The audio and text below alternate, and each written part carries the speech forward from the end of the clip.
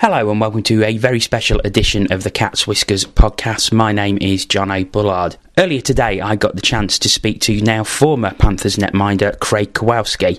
I asked him about his time in Nottingham and also what his future plans are, along with many other questions. And here is what he had to say. I'm delighted to welcome to the Cats Whiskers podcast a man that is no stranger to all Panthers fans and the Elite League in general. It's Craig Kowalski. Hey, how you doing? Very well, thanks, and thanks for joining us. Really appreciate you taking the time to come and chat to us. Oh, no problem, anytime.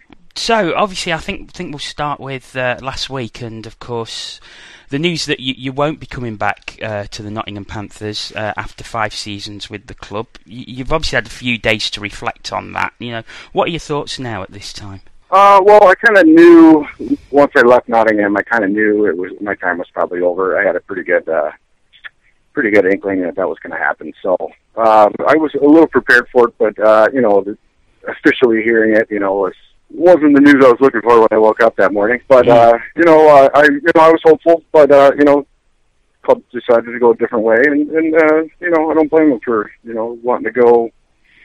Someone that maybe not had quite as an injured past the last 2 years with the new rules, and so it is what it is, and I'm happy with what I accomplished my 5 years there, and I'll always be very fond of the club and everybody that's there. Okay, I mean, you sort of mentioned the injuries over the past couple of seasons. Can you sort of understand the decision because of that, or do you feel that you had more to give? Well, I definitely had more to give. That's what I'm still planning on playing hockey and all that stuff, but.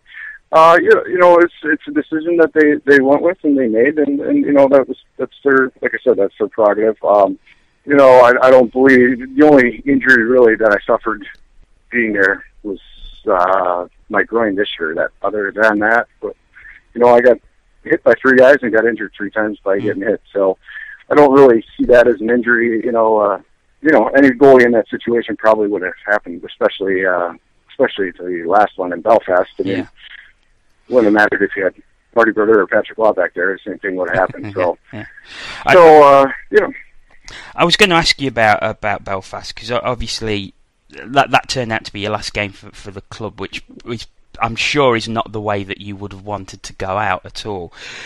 Of course, most accept that was an accident. Kevin Westgarth appeared to lose an edge and crash into you. Is that how you see it? Oh, I definitely don't think it was on purpose. I mean, I would hate to believe that would occur. I believe it was something that could have been avoided, but I don't think it was on purpose or malicious or planned or anything by any means. That was a shame. That's really my only regret. In 5 years there is I couldn't finish off my career on the ice, and I had to sit in the stands and watch the final game, and so that was a tough situation to deal with. But it's over now, and I wish things could have been different, but that's the way it is. Of course, you said that you had an inkling that you might not be coming back with what was said to you at the time, and you sort of prepared yourself for that. And of course, there was your wife's message on Facebook, which seemed to appear on social media. So it seems that you had prepared yourself, and your wife had prepared yourself that this was probably going to be it. Yeah, well, every year they never let me leave without re-signing me. So, putting me in limbo when I was, still waiting to leave the country, come back to the U.S. So I kind of had that's kind of how I figured might not be coming back. It wasn't 100%, and plus, the coaching situation was up in the air before we were leaving. Yeah. Too. So, they had to get the coach first, and all that was explained to me. But yeah, I mean, I kind of, like I said, I kind of figured time was up, but held on to a little hope once Corey was re-signed, and we had a good chat, and like I said, they decided to go in a different way, and that's fine. Okay. Of course, you've seen that the Mika Weekman is the new netminder. Seems to have a very, very good pedigree with a lot of experience in the Finnish top league. What advice would you give to him coming in as a new netminder to the Nottingham Panthers? Don't read anything for the first 6 weeks. Was be my unless you start the world on fire. But yeah, I would say don't read in, listen to anything for the first 6 weeks. Get established, let the team get going, and then go from there. Yeah. Okay. So looking to your future. I mean, I think you've clearly said that you don't want to retire. You're looking for another club. How's that going at the moment?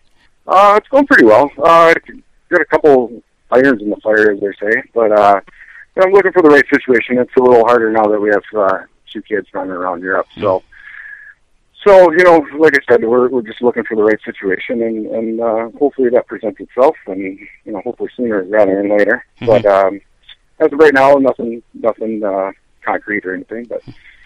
But hopefully that changes soon. Yeah, you mentioned your family there. So would the preference to be to stay in North America, or would you like to come back to the Elite League, albeit at another club? Well, being in an English-speaking country definitely would help. 2 kids under 2, a lot of doctor visits. So it'd be nice not to have to go with a translator or something like that. But North America it's tough. For a guy my age, is not much of an option. It's more for prospects, and definitely not a prospect anymore. And most of the places you don't make much money. In the ECHL, you don't really make any money unless you're on an NHL deal or decent American League deal. But so that wouldn't really be an option. Who knows? But we'll see. We'll see what the future holds. Okay. Just going back to last season, and of course you picked up the groin injury that you mentioned, and Matthias Modig came in and was filling in for you while you was out. You've never really experienced that situation where you've been challenged for the number 1 spot, and from my point of view, when you actually came back into the team, you seemed to step it up a gear. Was it having that pressure from someone who was seriously challenging you for that starting spot that took your game to another level? I think it definitely helped. I hadn't been in a situation like that since I was back in North America. Mm-hmm. That you have to battle for playing time and stuff. So it was a bit of a different situation, but I definitely once I saw how well he was playing, and I wanted to get back, and I definitely didn't want to give up my spot, and so I feel it definitely did elevate me a little bit, but. That was just the first couple of games to get me back going, and then after that, settled back in, and you always want to do your best, but and you don't want people to take your job, and that's definitely what the case was there. Okay, I mean, you had many high points during your 5 years with the Panthers. Is there any that sticks out as a favourite personal moment for you? Well, I mean, it has to be the league. Being the goalie that brought the league back to Nottingham, when something that.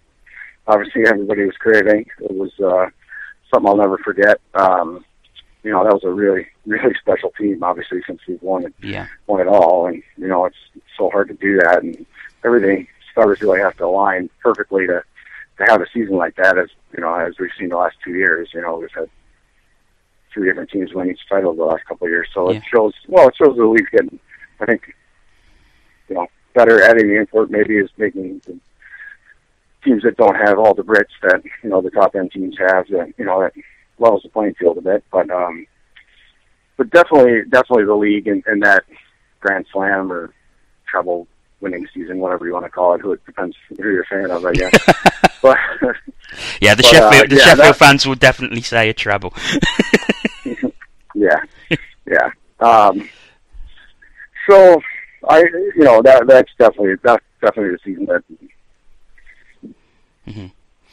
The best, obviously for trophy reasons, the best season. But we also had a great team that year, a lot of great guys, and a lot of fun off the ice we had together as a team. So I would definitely say that was probably my favorite year.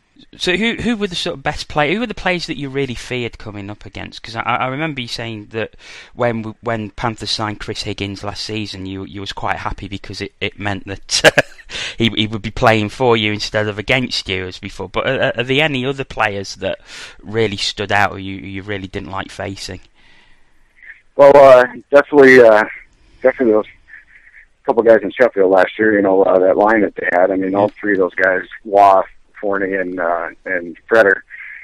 I know Freder a little bit, but I played against him at university. But the other guys, those guys were great players. Obviously, the numbers they put up reflect that. But there's been a few good guys over the years. Belfast has had quite a few good players, and the big tall guy, left-handed. I can't remember his name. In Belfast, he was a good player. Swez. Yeah, Swez.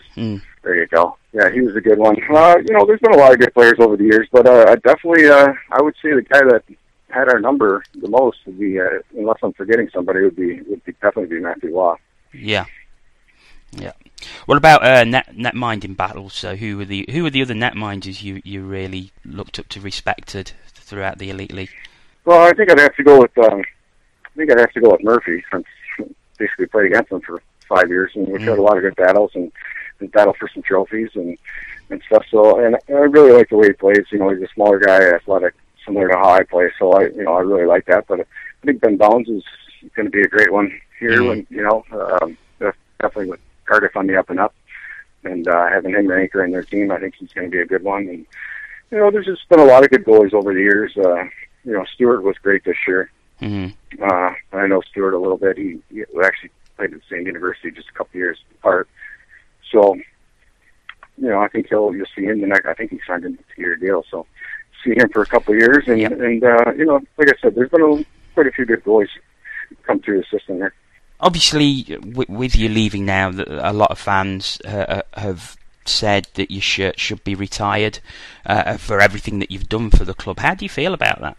Well, I think every player would like that. I don't think I'm pretty sure nobody's ever said no to that. So I'm definitely not saying that. But it's a great feeling that people would want that. Never did I think I would ever play in a place where that would happen, and especially after coming over to Europe, it's very rare to see people play in the same team for that many years, and so it just makes me proud of what I accomplished there, and glad that I could make a lot of fans happy and be proud of my time there. Because I think I remember you saying a few seasons ago where the crowd were chanting your name at the end of one game, and I think you said that you've never really experienced that before. No, never. I've been booed plenty, but never. That's having 5,000-6,000 people chant your name is something you'll never forget. It's it's something I'll definitely never forget. I mean, I can't really speak for other guys, but that's something I'll always remember. Something I'll definitely always remember from my time in Nottingham is fans doing that. And just to finish off, and just finally, have you got a message for the fans in Nottingham now that you sadly won't be coming back? Oh, just a message to everybody. Fans, management, team, and especially the guys I played with. I mean, it was an amazing 5 years, and just want to thank everybody. Couldn't ask for a better situation other than the ending, but just thanks everybody. Gotten to know some great people over the years in Nottingham, and people I'll never forget, lifelong friends, and just really happy that I ended up coming there 5 years ago, and thanks to everybody. Okay. Well, Craig, on behalf of I think all the fans of the Nottingham Panthers, and I think a lot of fans in the Elite League as well, thank you very much for everything that you did for our club, and I want to wish you all the very best for the future. Thank you very much. Appreciate it. So there you have it, the end of very much a golden era of netminding. Many thanks to Craig for agreeing to join me for the interview. We will be back hopefully later in the week with a special off-season edition of the Cats Whiskers podcast with myself, Andy Haywood, Aaron Lord and Paul Baum. So until then, thanks for listening and see you soon.